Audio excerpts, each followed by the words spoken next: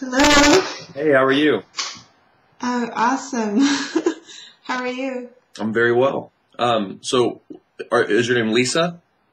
My name is Liz. Liz. Okay, Liz. Yeah. Nice to meet you. Nice to meet you. Wow. Yeah. Where are you from? I live in Florida, but yeah, I kind of try to travel as much as I can. People say they detect a slight accent when I talk. My mom is from the West Indies, so that was what it would be. What are you drinking? Coffee. Coffee. So good. Only way to start the day. Yeah. So I have your attention for the next 30 minutes, correct? Yes. Cool. So it's about 10:39. I'll keep that in mind. So I actually wanted to ask you about your Kickstarter journey. Kind of what gave you the idea, what brought you to, put the project on there, because that whole thing was the most exciting event of my December. I was like, oh my gosh, David's doing a Kickstarter. Aww. I so want to support that.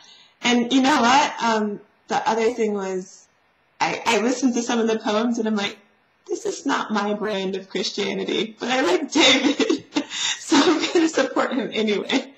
Yeah, I'm like on the, the extremely liberal outskirts of Christianity. Okay.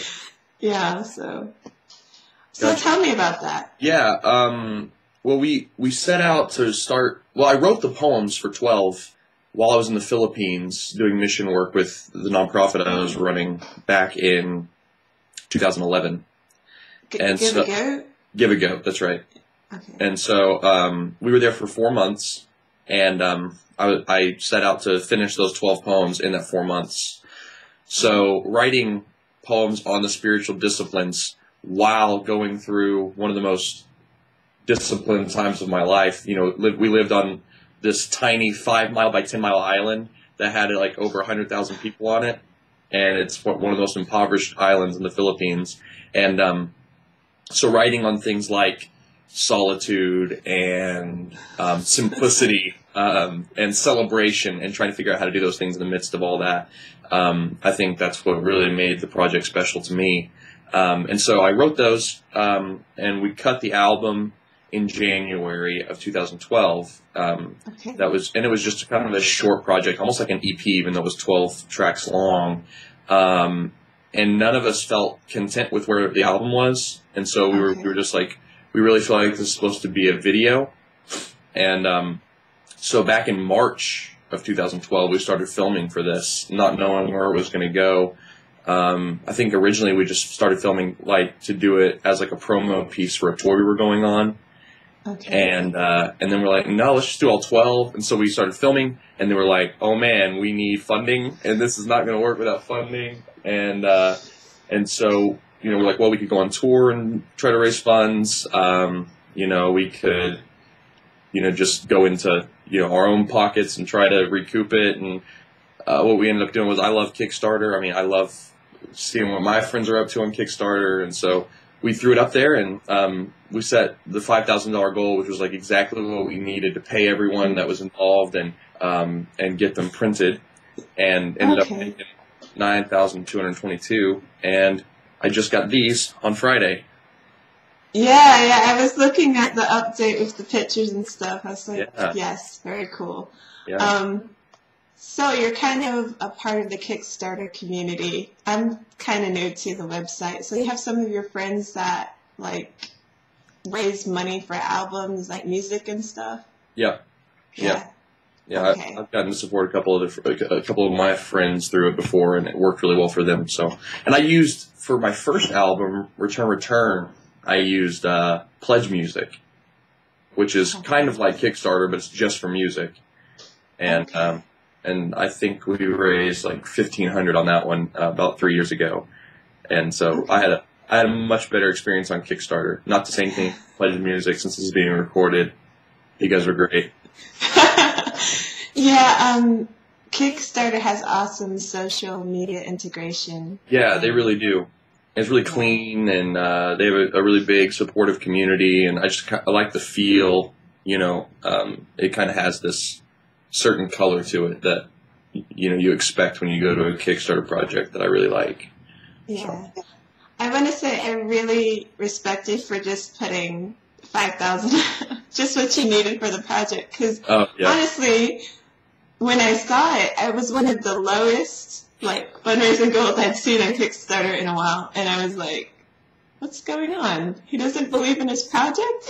So my reaction was not, "Oh my gosh, that's such a big goal." My reaction was, why is he only going for 5,000? What's going on here? Does he think that people really don't want to back him or something? Or, I don't know. I thought it was kind of a thing like you didn't believe in the project as much, or you didn't believe that your fans liked you enough to be all about it. But I see now it was more out of, this is what we need. We're going to ask for what we need.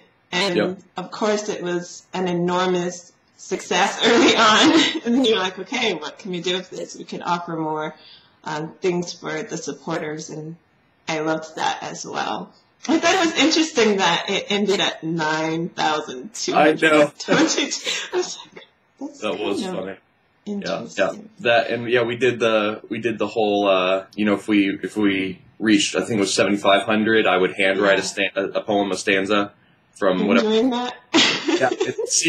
It was fun seeing what poems people chose, and then my hand, I think, is still recovering from writing all of them, but it was a lot of fun.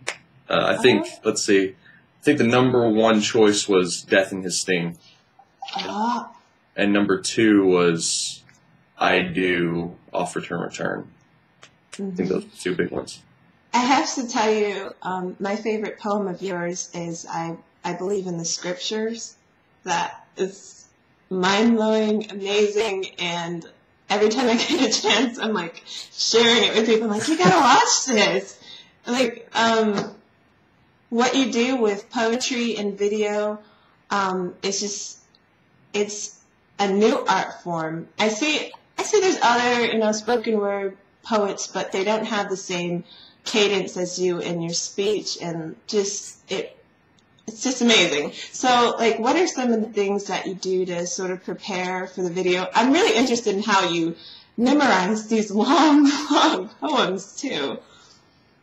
So 2 questions. One was, how do we prepare for the videos, and one, how do I memorize? Well, the video work, we always start with the poem itself, and, you can usually go one of 2 ways. You can either say, what would be the literal approach, how do we take exactly what's being said and try to extrapolate that and make that visual. And we've done that a few times, especially on the DVD. We did that a couple times. But and then there's the other way, how do you just make this moving and beautiful and things like that. So I think one of my favorite videos, even though it's not my favorite poem, I think one of my favorite videos has been The Internet. I don't know if you've seen that one. Yeah. With all the yarn and It was confusing for me. But I just like the visual of all these art. people coming from different places, bringing yarn together to tie to a tree. And so we came up with that just walking around our block, me and my videographer, just talking, trying to figure out what to do. And so it's usually just that kind of process, just talking through it, trying to figure out some unique. We try to do some unique element, because I remember when I was first starting out and I was going between a bunch of different videographers, the thing to do was always well, let's just go outside, go downtown and shoot it. That was just kind of the thing.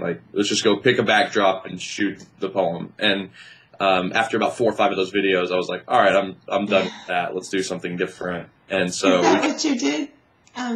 Is that what you did for I Believe in the Scriptures? Was that kind of random, or did you? No, I Believe in the Scriptures was pretty random, actually, because I originally didn't write that. Sorry to shatter your dreams, but we didn't. I originally wrote that. It was commissioned for a church, and they were doing this I Believe series, and so the first one was I Believe in Jesus, and then I Believe in the Devil, and then I Believe in Scripture, and then I Believe in God's People. And so I wrote all 4 of those. And so I Believe in Scripture was the third one, and I think they're all online. Yeah, they're all online. But I Believe in Scripture was the third one, and one of the members of that church, his life goal is to get Scripture translated into every language of the world, because there's still millions and millions that don't have the Bible in their language. And so he's a philanthropist, and he invests in organizations that do that. And so obviously the poem really broke his heart. And so he came and found me afterwards, and he was like, "Hey, I've got this thing I want to show this at in a week. Can you guys shoot a video for it?" And so we just grabbed the videographer that was at that church, and we had to put it together really fast. So that's actually this field and pond that's behind this church that we. Wow. So, I mean, it wasn't completely just accidental. We shot it in the field because of the beginning, where it's like plants and herbs, sounds and thing like. So we wanted to do it outside with trees and creation, because it's about words creating. So I mean, I guess it wasn't completely, Yeah, it moves me every time I watch it still, and I think that's kind of rare. After you've already seen something, to still have the same moving effect like each time. And I wanted to kind of ask about your team. Like, how many people do you have on your team? We're talking about a videographer. Is it like a huge group that goes with you on tour, or that helps you create the videos? Or it's very small group. I have one guy especially that I lean on. He's been one of my best friends for 3 years. And he does all my video work now. He does all the video work. He's also an extremely talented musician, and so he's written and performed like almost all the music on all my albums and on the DVD. He's insane, and so he's also he helps come up with the ideas for the videos. He comes to me on tour, plays live with me, and so it's really me and him. So that's really fun. Just being like, what can we do with two guys? And so it keeps it small. It always makes it a challenge. But what it does is it makes you work that much harder, because I've gone and done a video with a team of 15 people with, 10 cameras on set and a director and all this stuff. And the end product, I don't think is as good as what my friend can do. Try harder. He tries so hard, and he puts so much work and love into it. And, I've seen some of the ones that were shot, I think by churches. And I'm not sure if that's the one that you're kind of talking about, but it's kind of they're doing the spin thing. There's a whole band, and you're just doing your thing on the mic, and I'm just like, okay, that sounds cool. Would they please stop playing so loud so I can hear him talking?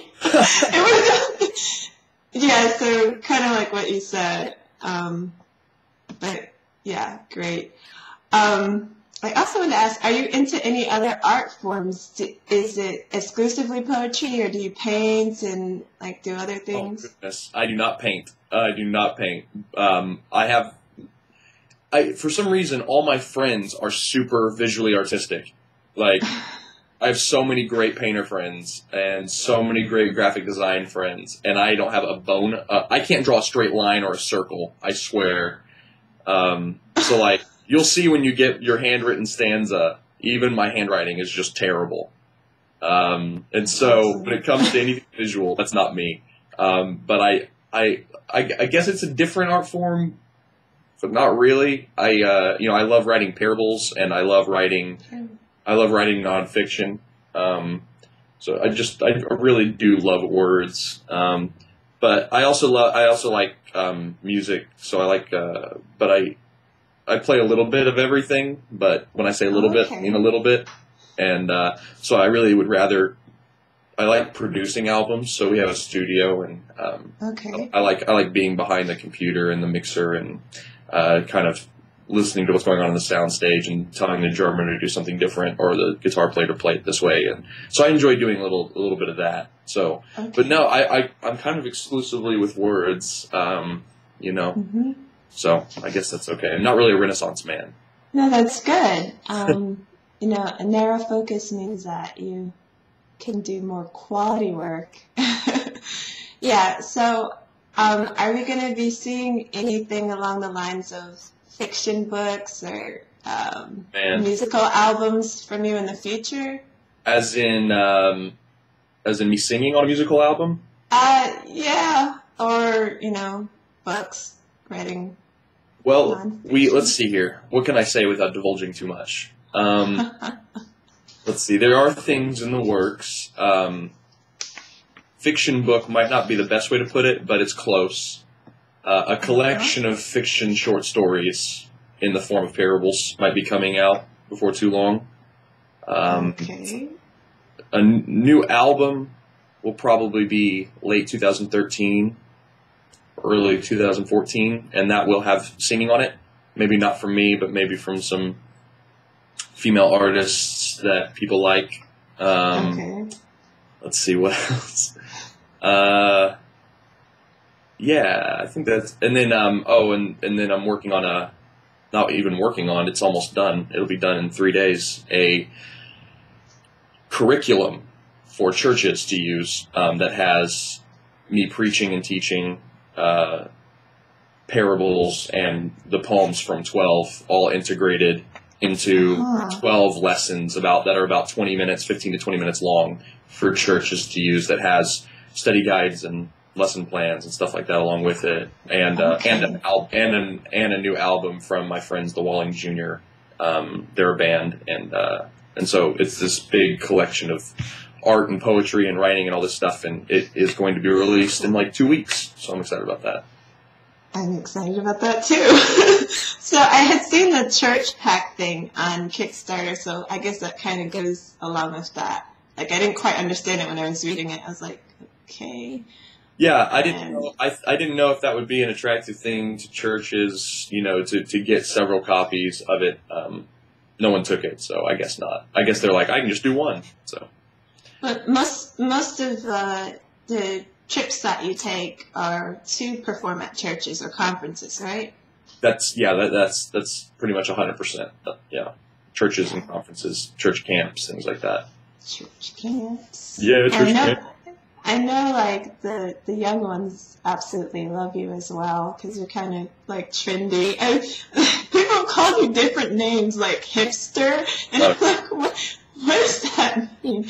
But, yeah, you definitely come across as more of the edgy and, like, hip or, you know, cool. So the youth, I think, identify with that instead of, like, I hate to say it, but a lot of the ways of church is not modern, and it's kind of looked at as traditional and boring and stuff like that. But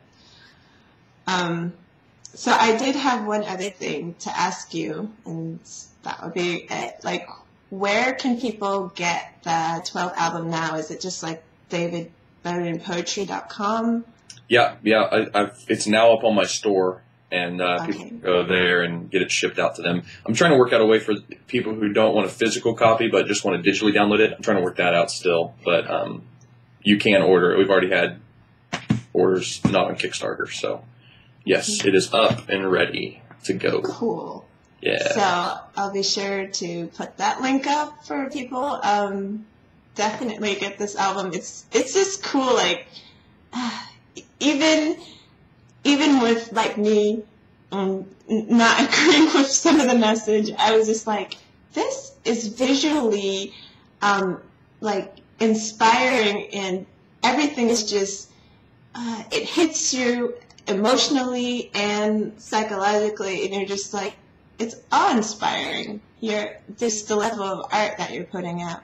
And I just want to know, I appreciate that. So keep doing your thing, David. And I hope that you do more Kickstarter projects in the future, as you kind of know how it goes and how to run them now. Is there anything else you'd like to share with people before we hang up the call? Oh, man. Well, you did ask me one question I didn't answer, since we do have more time left. You asked me, how do I memorize Yes, And, that was my personal question. I have to share my deep, dark secret that there is no deep, dark secret. It just takes tons and tons and tons of practice and time. Definitely, it's a gifting that I have an inclination towards memorization, but it takes 10 to 15 hours of repetition to remember something like that. So it just takes a long time. And coffee. Oh. Coffee helps. Okay, so, please don't notice my disappointments. I do write a few poems here and there. It's not my primary focus, but I had always wondered if there was some method that, Well, I mean, there is easy ways to memorize and hard ways to memorize. So the way I go about it is, I'll break it into 4 sections usually, and I will repeat the first section until it's down. And then I'll go from the top to the second section, and then only repeat the second section until it's down, and then do the 1 and 2 together, and then 3 until it's down, then 1 through 3 a couple times, and then the last one until it's down, and then I'll start just going through it. And that's the longest part. Getting it in my head is actually, that only takes about 30 minutes or 45 minutes. It's getting it to the point where when there's thousands of people, and there's lights, and there's distraction, and then not messing up, on these 1,500 words, that's when it gets difficult. And so that's why I do it so many times over and over again. Not that it's not memorized, but that it has to be automatic. And what is the name of the new project that you said is going to be finished in like 3 days? What is that called? It's called Withdrawal, and it'll be the first installment of a 4-part curriculum series that will be produced over the next 4 years, and it's still up on my website for pre-order. I haven't really pushed I haven't really pushed it because I wanted to focus on 12, and this is more for church leaders and things at conferences, and so we'll be doing a separate bigger release for that later. I just wasn't focused on pushing them both out at the same time. But it's called Withdrawal, and it's about the idea of divine withdrawal in the Bible. It's kind of untalked about. Like, you think about, Jeremiah chapter 11, God says to Jeremiah, "Do not pray for these people or offer any prayer or petition for them." And that seems really crazy and offensive to us, being like, wait, God is telling someone not to pray? Like, and Israel cries out to him, and he says, "I will not hear your prayers. I will not listen. I will not accept your worship." And it's like God has withdrawn himself from his people because of the way that they're living. And we take the presence of God for granted so often, and we think that we can kind of coerce him into where we are, and we say, as long as we go to the right place, say the right things, and have the right attitude, God's here. Not realizing that he's an independent party and can do as he chooses, including withdrawal. And it kind of all stems from the story of Jesus feeding the 5,000. Whenever they had this huge group of people, and he took the loaves and the fish and broke them, and it multiplied the food. You remember that story. And the people were so impressed by the miracle that they were like, well, this has to be the one who came to free us from Roman bondage, the Messiah. And so they go, and Jesus knows that they're going to try to make him their king by force, but that's not who Jesus came to be. And so he withdraws. That's what the text actually says. He withdrew into the mountains by himself. So Jesus just leaves because the people tried to make him into something he's not. And so that kind of got me thinking, when we try to make Jesus into something he's not, when we try to make God into something he's not, when we try to make the church into something it's not, doesn't God have the right to withdraw from us? Not to leave us or to abandon us, but to draw us to his side, to say, come out of where you are and come to me. And so that's what this curriculum's all about, is saying, has God withdrawn from us? Have we withdrawn from God? And have we withdrawn from one another? And so it's called Withdrawal, and it's about all that. Thank you so much for explaining that, because, of course, just hearing the name of it, I was just like, what? So again, this is David Bowden, a spoken word artist, poet, and he's awesome. Check out his website, davidbowdenpoetry.com. Get the album 12 and Withdrawal, which will be released in 3 days. Thanks, everyone, and bye.